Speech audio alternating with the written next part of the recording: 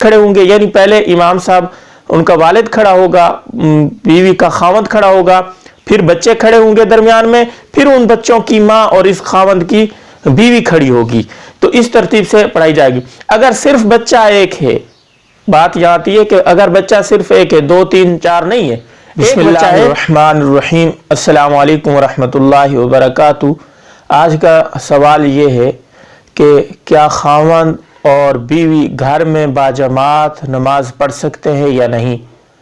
तो मेरे दोस्तों, वैसे तो मस्जिद में जाके बाजमात नमाज पढ़ना ये सुन्नत मुअक्कदा है, लेकिन अगर कोई मजबूरी बन जाती है, जैसे आजकल लॉकडाउन का मसला है, मस्जिद के ऊपर पाबंदी है, वहाँ जमात के लिए नहीं जा सकता इंसान, या कोई और मजबूरी बन जाती है, मस्जिद में जाने से इंसान ठहर गया, रह गया, किसी काम के लिए चला गया था, तो फिर घर में जमात कराना बीवी के साथ जायज़ है, पढ़ा सकता है। इसकी हमें मिसाल मिलती है, नबी अलैहिस्सलातु वस्सलाम एक मर्तबा किसी की सुलह कराने चले गए। जब वापस आए तो जमात हो चुकी थी, तो नबी अलैहिस्सलातु वस्सलाम ने उम्महातुल मुमिनीन के साथ घर के अंदर बाजमात नमाज पढ़ी है।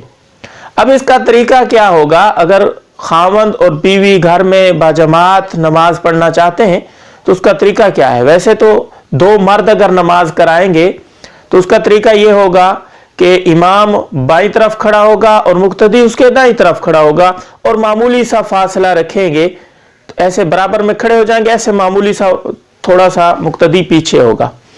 अगर औरत यानी बीवी और खावंद जमात कराने वाले हैं तो फिर ये तरीका नहीं है। अगर ऐसे खड़े होंगे, मिलके खड़े होंगे, तो फिर दोनों की नमाज नहीं होगी।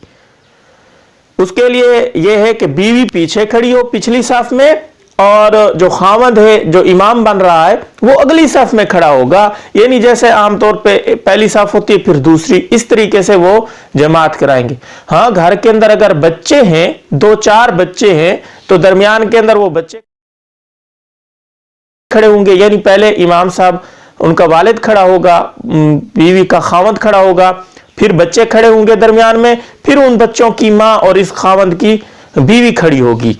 तो इस तरतीब से पढ़ाई जाएगी। अगर सिर्फ बच्चा एक है, बात यहाँ आती है कि अगर बच्चा सिर्फ एक है, 2 3 4 नहीं, बच्चा ऐसे खड़ा होगा जैसे कि ये 2 मुक्तदी, 2 बंदे, एक इमाम और एक मुक्तदी खड़े होकर नमाज पढ़ते हैं। बच्चा दाईं तरफ अपने बाप के खड़ा हो जाएगा, और पीछे जितनी औरतें हैं, 1 है या 2 है, या उसकी एक ही बीवी है, वो पीछे खड़ी होगी। यानी एक बच्चा है तो ऐसे इमाम साहब के साथ खड़ा हो जाएगा और पीछे औरत खड़ी हो जाएगी। अगर काफी सारे बच्चे हैं तो दरमियान में बच्चे होंगे, पीछे औरत खड़ी होगी।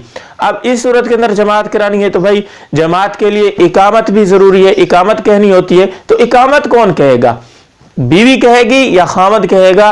तो बीवी इकामत नहीं कह सकती, खावंद ही इकामत कहेगा। चाहे अगली साफ में उधर ही जहां खड़ा हो, अगले मुसल्ले पे खड़ा है, वहीं खड़े होके इकामत कह ले, चाहे पीछे आ जाए इकामत कहे, फिर आगे चला जाए और वहां जाके जमात कराए। तो ये चंद पेचीदा इसके मुतालिक मसाइल थे जो बार बार पूछे जाने वाले, और लोगों के दिलों में खदशा था इसके बारे में, क्योंकि आजकल लॉकडाउन है, इसकी वजह से लोग इस किस्म के सवाल पूछ रहे हैं। तो दिल चाह इसके ऊपर वीडियो बना दी जाए, तो इस वीडियो को शेयर कीजिएगा, हमें दुआओं में याद रखिएगा। अस्सलामु अलैकुम वरहमतुल्लाहि वबरकातुहू।